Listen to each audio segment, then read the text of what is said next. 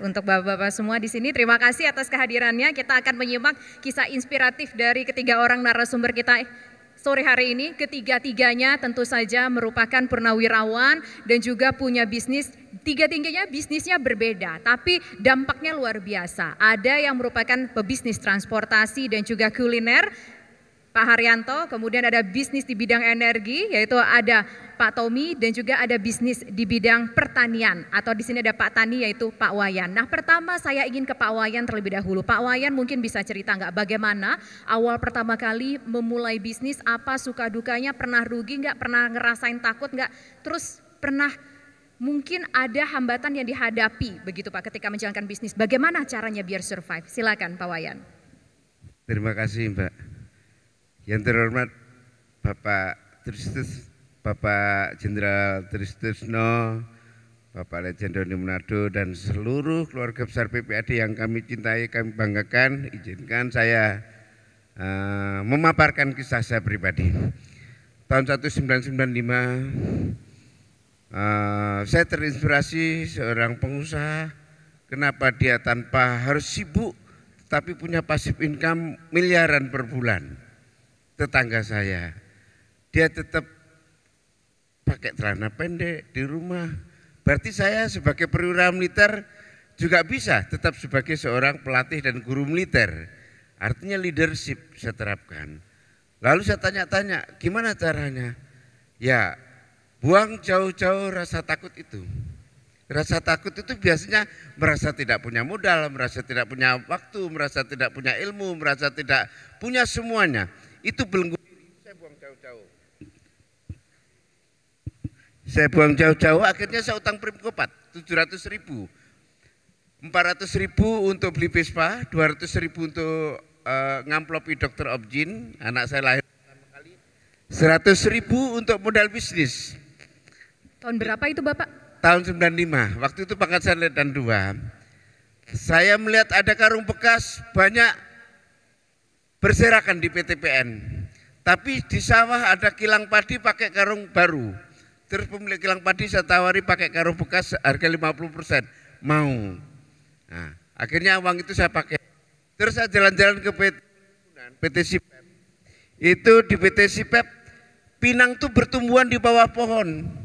Saya ambil beberapa, saya ekspor, saya coba, ternyata gol. Begitu juga saya melihat batu bara bertruk-truk dikirim ke Indorain Pulp and Paper untuk steam boiler. Saya uji dengan cangkang yang berserak, ternyata merebus airnya sama. Artinya kalorinya sama. Akhirnya saya jadi vendor 3.000 ton per bulan selama 5 tahun. Akhirnya 5,5 tahun waktu saya pangkat Letnan 2 itu sudah bisa punya deposito 6,7 miliar dari modal 100.000.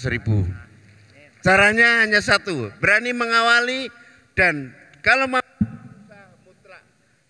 kalau jadi pengusaha mutlak harus bisa dipercaya.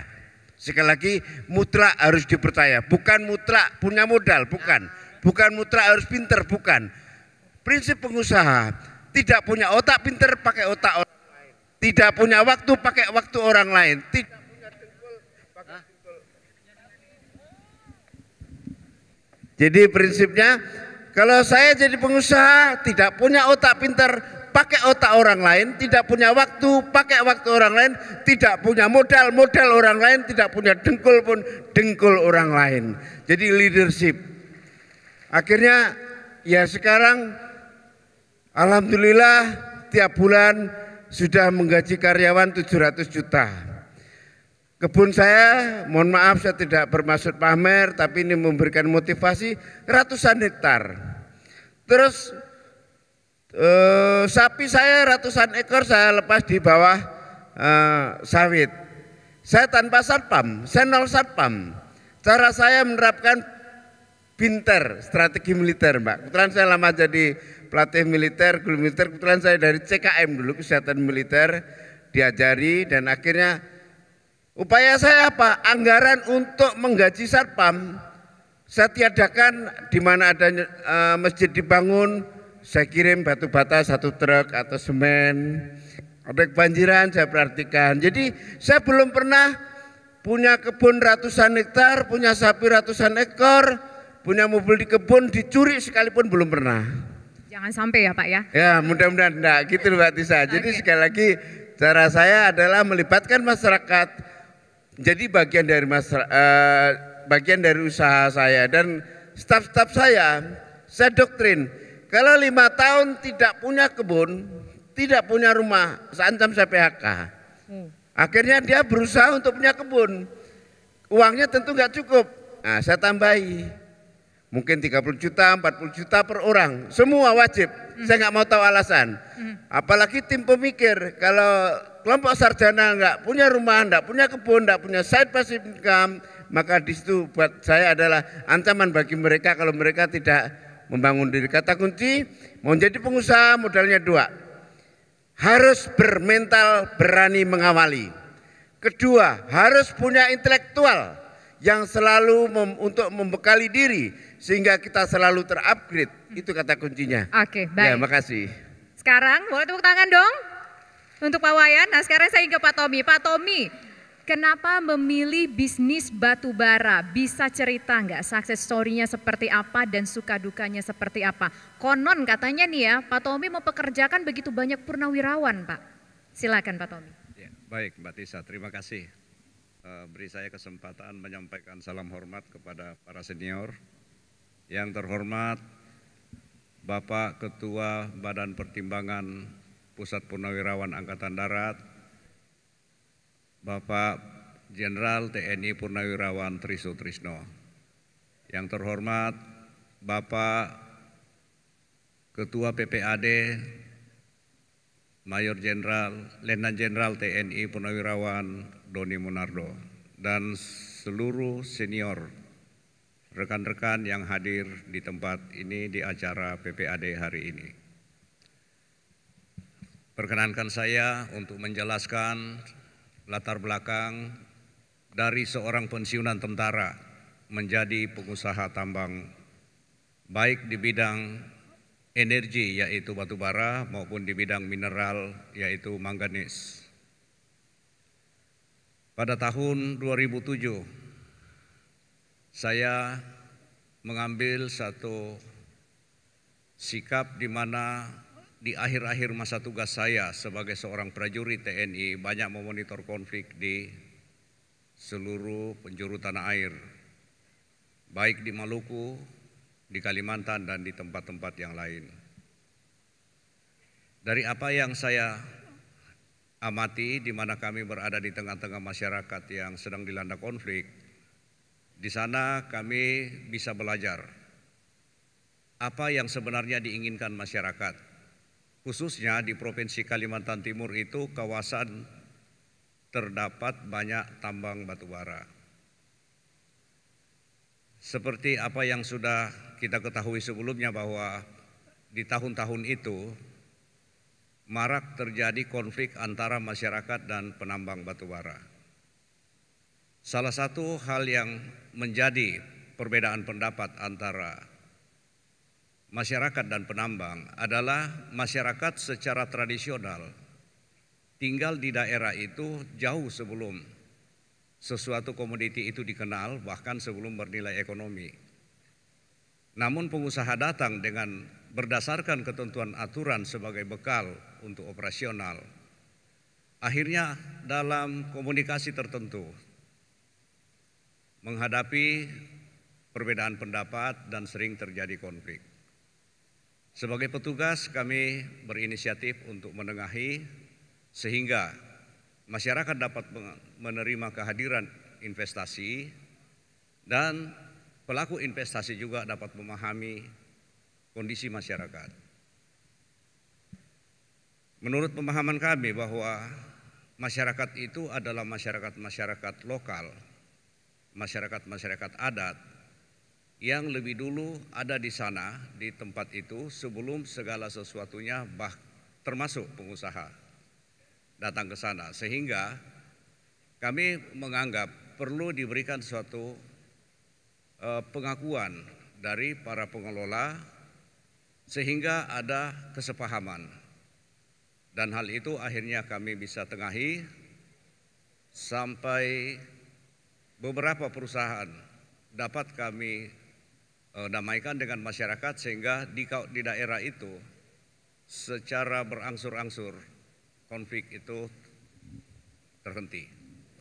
Lalu hampir setiap perusahaan yang ada dapat melanjutkan kegiatan operasinya dengan aman.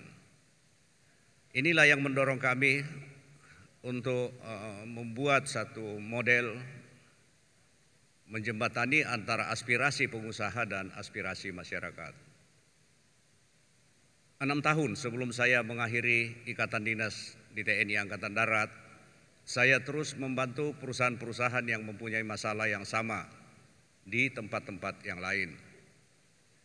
Sehingga saya mendapat pengalaman dan mendapat nilai penghargaan dari para pemilik tambang, di mana saya mendapatkan porsi nilai tertentu dari investasi itu.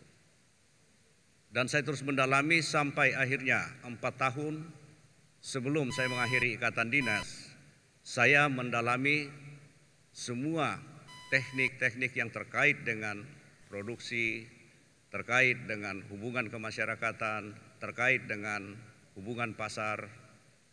Dan 2 tahun sebelum saya pensiun, saya memastikan diri untuk memulai bidang pekerjaan, mengelola pertambangan jika 2 tahun ke depan saya akan berhenti secara pensiun dari kedinasan TNI Angkatan Darat. Dan pada tahun 2013 saya mengakhiri ikatan dinas secara penuh dan saya mulai bekerja di tambang mengelola perusahaan PT Lati Tanjung Harapan. Dari PT Lati Tanjung Harapanlah saya bisa membuat satu program CSR. Saya pernah membaca satu artikel yang dideklarasikan oleh salah satu LSM yang mempunyai konsentrasi terhadap konflik komunal di Afrika, di mana terjadi kesenjangan antara pengusaha dan masyarakat pedalaman, pedesaan di Afrika. Lalu perhatian itu menjadi sebuah deklarasi. Mungkin kita bisa melihat bahwa pada tahun 2002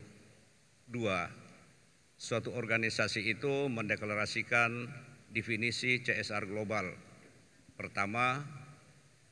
Dan pada tahun 2005 setelah saya kembali dari daerah konflik, saya menemukan satu artikel yang menjelaskan tentang deklarasi ini. Dan di 2007 saya memulai untuk melakukan penelitian tentang CSR. Pada tahun 2008 saya melakukan perjanjian dengan masyarakat mewakili perusahaan PT Lati Tanjung Harapan membuat perjanjian CSR di hadapan notaris. Inilah CSR pertama kali yang memiliki kekuatan hukum tetap berdasarkan perjanjian notaris di hadapan pemerintah Kabupaten Berau yang dihadiri oleh Bapak Bupati dan dihadiri oleh Bapak Ketua DPR, dan itulah CSR pertama yang berkekuatan hukum tetap yang ada di dalam lingkungan perusahaan yang saya pimpin. Hari ini konsesi tambang batu bara saya ada 6 dan saya masih memiliki terminal khusus batu bara dan 4 konsesi tambang mangan yang ada di Kabupaten Belu dan Kabupaten Malaka, Provinsi Nusa Tenggara Timur. Demikianlah perjalanan saya menjadi pengusaha pertambangan. Yang kedua, modal saya adalah bekal yang saya dapatkan selama saya berdinas sebagai prajurit TNI Angkatan Darat. Sebab selama saya berdinas, saya mendapatkan didikan, latihan, bimbingan terus-menerus. Itulah potensi saya menjelang pensiun. Dan setelah saya pensiun, saya mengembangkan bakat, mengembangkan kapasitas saya di bidang yang saya ketahui ini. Pengalaman saya bahwa yang pertama yang menjadi modal saya untuk berusaha adalah potensi yang saya dapatkan sebagai warisan dari TNI Angkatan Darat. Yang kedua, saya berani mencoba. Yang ketiga, saya tidak takut rugi. Tapi sampai hari ini perusahaan saya masih sehat dan masih mempekerjakan karyawan, bahkan juga purnawirawan TNI Angkatan Darat. Baik, sungguh inspiratif sekali success story dari Pak Tommy, dan sekarang kita ingin mendengar kisah dari Pak Haryanto yang bergerak di bidang transportasi dan juga kuliner. Boleh cerita nggak Pak, gimana awalnya kepikiran punya bus satu terus akhirnya jadi beranak pinak, jadi punya ratusan bus dan juga punya rumah makan di mana-mana sepanjang Pulau Jawa? Terima kasih yang terhormat Bapak Wakil Presiden Tri Sutrisno dan yang terhormat Bapak Ketua PPAD Bapak Joni, dan yang terhormat Bapak-bapak para pimpinan kami, Bapak-bapak jenderal dan rekan-rekan saya semuanya, dan ibu-ibu yang saya hormati yang dimuliakan oleh Allah. Terima kasih. Saya lahir dari kota Kudus yang dilahirkan dari keluarga tidak mampu. Waktu itu memang kecil saya sudah dididik dari keadaan yang susah. Ibu pedagang yang pas-pasan, kadang-kadang kita makannya pakai nasi jagung ya. Bapak juga sama, buruh kasaran, tapi kita tidak pernah mengeluh. Bahkan saya pernah mengalami jualan es keliling ya, sampai kita jadi itu tukang ngarit ya. Saya sekolah waktu itu SD, ya, SD, SDN, STM. Saya mungkin paling pintar Mbak. Kalau STM itu orang-orang 3 tahun lulus, saya setahun sudah selesai. Akhirnya saya nggak punya ijazah. Saya masuk tentara. Waktu itu 79 saya lulus. Ditempatkan di Batalion Artileri Pertahanan Udara Ringan 1 Kostrad. Disitulah saya berpangkat paling rendah, yaitu prajurit 2. Tugas saya pengemudi. Pengemudi ini sudah biasa Mbak. Kalau masuk kolong, belajar, semua sudah biasa karena kita nggak malu. Ya.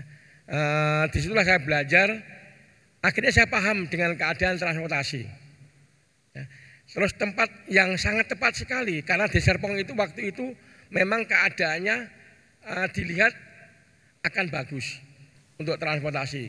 Nah di situ saya tahun 82, di situ 83 saya beranikan diri, saya punya modal 750, saya utang angkutan kota 1 Mbak. Saya utang tak sopirin sendiri ya, tiap dapat ngeret dapat 10.000 tak kumpulkan ya. Alhamdulillah berkembang sampai banyak angkutan saya. Terus akhirnya orang pada berdatangan minta kerjaan karena di situ dulu angkutan kota di situ hasilnya sangat memuaskan. Mungkin satu hari nyopir di situ bisa sampai 200.000 hasilnya. Gaji tentara kalah Mbak. Nah saya dulu hanya cita-cita saya begini. Saya tentara prajurit 2 sudah punya beras 18 kilo. Saya tak nyopir, cuma nyari ikannya saja cukup lah buat makan. Tapi ternyata Allah ya, memberikan yang beda. Ya. Saya tidak tahu dari mana tiba-tiba saya bisa beli angkot. Terus saya 86 Mbak, waktu Krismon. Saya punya uang sedikit tak kumpulkan. Saya berangkatkan ibu saya untuk ke Mekah. Ibu saya udah keadaan tua. Saya kapan bisa membahagiakan orang tua saya? Mumpung saya masih ada nyawa di badan saya. Alhamdulillah ibu saya sama saya tak ajak ke Mekah sama istri saya. Alhamdulillah pulang dari Mekah ternyata rezeki gampang Mbak. Di situ mulai berkembang saya. Mulai saya berangkatkan sopir saya satu persatu tak berangkatkan. Semua sopir saya tak berangkatkan haji. Besok kamu, padahal waktu itu Krismon 86, 87 itu haji mahal Krismon ya. Tapi alhamdulillah Allah berikan saya kemudahan. Saya berangkat Mbak. Saya berangkatkan pulang. Waktu itu lihat posisi udah nggak bagus. Nah, karena apa? Karena keadaan ini tentara kan diajari perang Mbak. Kita harus tahu strategi. Ini lihat motor ini udah diobral nih. Dengan uang 500 dia sudah bisa beli motor. Wah ini kalau saya nggak banting setir bahaya nih. Saya lihat posisi, saya banting setir. Akhirnya alhamdulillah ya, tahun 2000 saya memberanikan diri, saya jual semua angkot-angkot ini ya. Terus saya belikan bis 5, gagal karena trayeknya Cikarang Tangerang. Tidak memadai dan saya tidak bisa membayar perbankan, rumah saya tak serahkan. Tapi alhamdulillah saya bangkit lagi 2002, 2024, 2004 saya mulai berkembang terus berkembang ya. Alhamdulillah Mbak, ternyata kita ketemu jalan. Kita buka eksekutif, kita larikan ke Kudus. Saya ingat Kudus ini kampung kelahiran saya, orang Kudus mesti kenal dengan saya. Namanya bis, langsung tak namakan situ Haryanto. Kata ibu saya, hari-hari sing nyoto. Alhamdulillah. Alhamdulillah, saya dari itulah mulai menggali, tapi tidak ada yang sukses tanpa kita dasari dengan rasa takwa kepada Allah.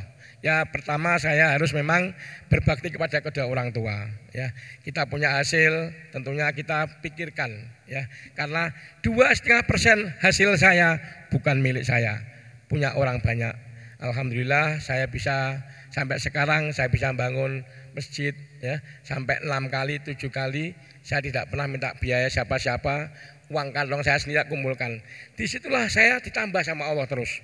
Jadi tidak ada yang kurang dengan kata-kata sedekah. Maka untuk rekan-rekan saya bersemangatlah ya dengan bersedekah. Yakin bersedekah itu tidak akan kurang dan akan kokoh. Di situ ya. Alhamdulillah. Ya, sampai sekarang saya bisa beli rumah makan, beli SPBU. Alhamdulillah Mbak. Rumah makan saya ada 4 kalau nggak salah. Dan situ bisnis itu menghasilkan Mbak. Kenapa? Di dalam rumah makan ini kita menghasilkan toiletnya ada, ya jajannya kecil-kecil ada. Alhamdulillah Mbak. Terima kasih. Baik, saya ingat memang ya, kalau kita ingin lebih sesuatu itu, kalau punya uang, uangnya disebar-sebar, dalam artian disedekahin, biar nanti uangnya balik lagi bawa teman-temannya, jadi uang kita makin banyak gitu ya Pak ya. Baik, boleh tepuk tangan untuk Pak Haryanto. Nah ini tadi kita sudah dengar ya pengantar kisah sukses dari 3 orang narasumber kita. Saya ingin ke Pak Tommy. Pak Tommy, kalau kita melihat Pak Wayan dan juga Pak Haryanto memulai bisnisnya ini sudah ketika masih menjadi prajurit sudah mulai merintis bisnis begitu ya. Tapi kalau menurut Pak Tommy sendiri, kalau seandainya purnawirawan sudah tidak aktif lagi tentunya bekerja, apakah kesempatan untuk berbisnis itu masih terbuka besar Pak Tommy? Sudut pandang Pak Tommy bagaimana? Baik, jadi kalau saya melihat pada mulanya semua pebisnis yang ada juga mulai dari nol ya. Kalau kita melihat dulu ke belakang ya sejarah kita, tahun 45 itu semua orang miskin. Tapi 77 tahun kita merdeka, banyak sekali orang kaya. Berarti juga mulai dari cara yang sama. Jadi saya pikir tadi itu modal utama saya itu adalah bekal yang saya dapatkan selama berdinas di TNI Angkatan Darat, berani mencoba dan tidak takut gagal. Itu modal. Oke, baik, terima kasih Pak Tommy. Nah kalau Pak Wayan, kalau menurut Pak Wayan usia berapa sih yang merupakan usia ideal untuk membuka bisnis? Apakah beberapa tahun menjelang menjadi purnawirawan atau ketika sudah jadi purnawirawan berhenti tidak lagi menjadi prajurit, itu juga kayaknya sah-sah aja untuk buat bisnis gitu? Terima kasih. Jadi kalau paham saya jadi pengusaha itu tidak perlu sibuk, tidak perlu harus nunggu purnawirawan, tidak harus nunggu punya modal banyak. Itu omong kosong semua. Saya waktu itu Letnan 2, modal 100.000, 5,5 tahun bisa nabung 6,7 miliar. Sekali lagi leadership, mental berani mengawali dan punya komitmen. Mulut kita bisa dipercaya. Itu kata kunci. Modal-modal orang, sarjana pinter-pinter bisa kita gaji. Mohon maaf. Master, dokter spesialis, saya punya rumah sakit dulu Mbak. Saya dulu pernah bangkrut 38 miliar. Kurang lebih 13 tahun yang lalu. 13 miliar. Di situ saya ada 5 S2. 7 dokter spesialis. Saya hanya D3. Buktinya saya D3 bisa pandai-pandai dengan orang pandai. Bangkrut 38 miliar artinya apa? 13 tahun yang lalu itu saya nol. Pangkat mayor. Sekarang sudah berkali lipat, sudah ratusan miliar. Caranya bagaimana? Sekali lagi jaga merek perorangan, nama baik. Itu kata kuncinya. Terus bagaimana bangkit dari bangkrut? Kalau bangkit dari bangkrut saran saya nggak usah bikin pusing, nggak usah stres. Satu, kuasai diri. Kedua, cinta pekat kepada Tuhan. Ketiga, konsolidasi bisnis. Keempat, buat strategi baru. Terakhir, pandai-pandai dengan orang pandai atau kita harus pinter mengelola para orang pinter. Oke. Kalau orang sekitar kita nggak pinter, ya. Intinya adalah kalau mau bisnis tetap harus kuasain ilmu sosial ya Pak ya. Gimana Bu, Mbak? Intinya kalau mau bisnis bukan hanya otak matematikanya yang jalan. Kalau bisnis kan orang berpikirnya oke, uang, hitung uang segala macam. Tapi kalau mau bisnis ilmu sosialnya di situ juga harus jalan gitu ya. Gini Mbak Lisa, sedikit saya tambah. Saya ini ada Mas Rio, 6 tahun yang lalu Mas Rio, coba Mas Rio tolong berdiri Mas Rio. Mas Rio ini mohon maaf tidak saya kegeeran, dia ngaku katanya saya gurunya. Dan puluhan yang dulunya 6 tahun yang lalu karyawan, sekarang valuasi bisnisnya udah 300 miliar. Plasmanya ratusan kakak, karyawannya ratusan. Mobilnya tanpa kredit semua puluhan, rumahnya kota wisata. Bahkan nyalip saya mungkin enggak tahu ya. Tapi yang pasti 6 tahun yang lalu Mas Rio employee today owner. Oke. Ya, jadi entrepreneurship itu sesuatu dari diri kita, mental melangkah perdana kali itu dibangun. Kedua, selalu punya kemauan keras untuk membekali diri supaya selalu terupdate otak kita. Oke. Leadership, intuitif, dynamic analysis, kontrol cash flow, terus dan seterusnya lah. Oke, banyak ilmunya ya. Nanti silakan belajar langsung. Mungkin nanti dengan Pak Wayan mungkin pintu terbuka juga bisa belajar. Mungkin ada pasti grupnya ya Pak ya. PPAD pasti punya grup, mungkin bisa. Oh, saya rasa hormat yang tinggi kepada Pak Doni. Saya tahu beliau cukup lama dan beliau salah satu perwira yang saya kagumi. Beliau punya target melahirkan pengusaha muda sebanyak mungkin. Limpahkan sebagian ke saya. Saya siap. Ayo kita bangun bersama-sama supaya negeri kita tidak banyak pengangguran, tidak banyak TKI, APBN kita bisa naik. Baik. Hasil-hasil riset terserap oleh para pengusaha dari PPAD. Saya kira itu. Oke, Terima baik. kasih. Sebelum ke Pak Haryanto, saya ingin ke Pak Tommy sekali lagi. Pak Tommy, tadi kita sudah dengar nih dari Pak Wayan. Tipsnya adalah kepercayaan kita. Orang harus percaya sama mulut kita dan tipsnya juga adalah leadership gitu untuk menjadi pengusaha yang sukses. Kalau dari Pak Tommy sendiri, apa sih tips yang bisa diberikan kepada kita semua di sini? Mungkin termasuk saya juga Pak. Suatu saat saya juga akan mungkin pensiun ya Pak ya. Boleh nggak Pak dibagi tipsnya? Bagaimana menjadi pengusaha yang sukses? Apa yang betul-betul diperlukan sekali? Silakan Pak Tommy. Baik. Ya, kuncinya punya kesungguhan, punya komitmen, ya, dan punya kesetiaan kepada pekerjaan, diri sendiri dan semua orang yang ada bersama-sama. Karena tanpa kesetiaan kita akan banyak berseberangan pendapat, berbeda paham, dan pada akhirnya kita tidak bisa menghasilkan satu prestasi. Jadi kunci dari keberhasilan sebenarnya itu ada pada setiap orang, dan saya percaya Purnawirawan TNI Angkatan Darat punya semuanya itu. Oke, boleh tepuk tangan dong untuk seluruh purnawirawan yang ada di sini. Baik, nah sekarang saya ingin ke Pak Haryanto. Pak Haryanto, kalau tadi kita sudah mendengar suka dukanya dari perjalanan merintis karir dari kedua narasumber kita. Kalau dari Pak Haryanto sendiri, ada nggak sih dukanya seperti apa? Mungkin pernah rugi gitu, bagaimana dealing dengan perasaan aduh saya sudah keluarkan uang sekian ratus juta, mungkin rugi sekian miliar. Pernah nggak sih Pak Haryanto kejadian, bagaimana menghandle itu? Mbak, kalau bisnis itu hal rugi untung sudah biasa karena mesti ada subsidi silang. Tapi kita tidak boleh untuk takut. Karena apa? Kita yang penting kita ini punya niat yang benar dan memang manajemen kita kelola yang benar, mesti ketemunya benar. Bekerjalah sesuai dengan bidangnya, sesuai dengan ahlinya, pasti akan berhasil. Karena kalau kita bekerja tidak sesuai dengan ahlinya, dan alhamdulillah ya, mestinya tidak akan berhasil. Tapi kalau kita bekerja sesuai dengan ahlinya, maka akan berhasil. Dan saya alhamdulillah Mbak, saya sudah mengerjakan termasuk Purnawirawan di tempat saya ya, sudah lumayan ya, banyak. Bahkan saya juga membuat rumah untuk prajurit TNI. Wow, luar biasa, boleh tepuk tangan? Ya, udah ada prajurit TNI. Sudah buatkan ya, itu sudah tak serahkan orangnya, sertifikatnya sudah tak serahkan. Itu cuma-cuma Pak? Langsung cuma-cuma, tidak bayar. Wow, luar biasa, sungguh inspiratif sekali ya. Ini berapa, dan ini insya Allah ke depan saya akan memikirkan lagi ya, untuk karena apa? Saya masih dapat, kemarin tak kumpulkan, masih ada ibu-ibu yang menangis. Dia hanya menerima gaji 200.000. Bayangkan. Kemarin saya mengumpulkan para warakawuri, para purnawirawan itu, Masya Allah, saya bilang banyak yang menangis. Ya, saya semampu saya, tentunya saya dikasih kelebihan sama Allah, dan mereka adalah teman seompreng saya. Saya tidak mau kenyang sebelum mereka kenyang. Oke, luar biasa. Boleh tepuk tangan untuk 3 orang narasumber kita yang sudah membagi bagaimana kisah inspiratif beliau semua ini dalam merintis bisnis dari nol, jatuh bangun, pernah rugi, tapi yang namanya bisnis itu untung dan rugi adalah hal yang biasa Pak ya.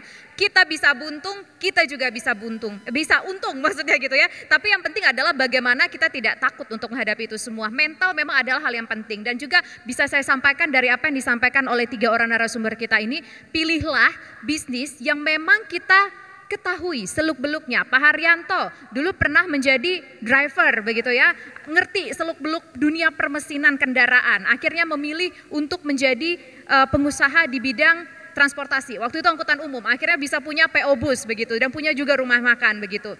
Kemudian demikian juga dengan Pak Tommy, begitu juga dengan Pak Wayan. Pilihlah bisnis yang memang kita sukai, berkaitan dengan hobi kita atau dengan bidang yang memang kita kuasai. Kemudian juga kalau takut rugi, ya ingat bahwa rugi itu bisa saja terjadi, tapi intinya adalah bagaimana memitigasi berbagai macam resiko kerugian yang bisa ada. Dan kita ketahui bahwa prajurit TNI itu sudah dibekali dalam perjalanan dinasnya selama menjadi prajurit, dibekali bertemu dengan banyak orang, bertemu dengan banyak kalangan, bertemu dengan banyak masyarakat, sudah kaya dengan ilmu sosial. Karena tadi disampaikan juga bahwa yang namanya bisnis itu bukan hanya berpikir soal angka, bagaimana bisa mendapatkan untung dan segala macam, tetapi bisnis ini juga menyangkut relasi. Jadi selagi masih ada kesempatan, tentu kita semua di sini yang ingin tentunya membangkitkan UMKM, ingin menjadi pebisnis yang sukses, harus mulai dulu dengan relasi, bagaimana berhubungan baik dengan orang lain, mengerti ilmu yang ingin kita tekuni. Semoga perbincangan kita ini bisa memberikan inspirasi bagi seluruh purnawirawan yang hadir di sini ataupun juga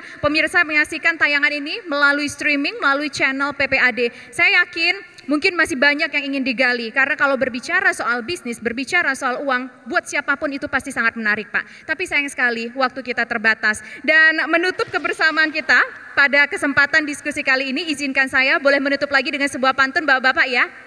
Boleh, terima kasih. Pergi ke Dubai membawa peta. Cakep. Jalan ke Sentul untuk tamasya. Sehat selalu untuk kita. Mari gerakan ekonomi Indonesia. Akhir kata, wassalamualaikum warahmatullahi wabarakatuh.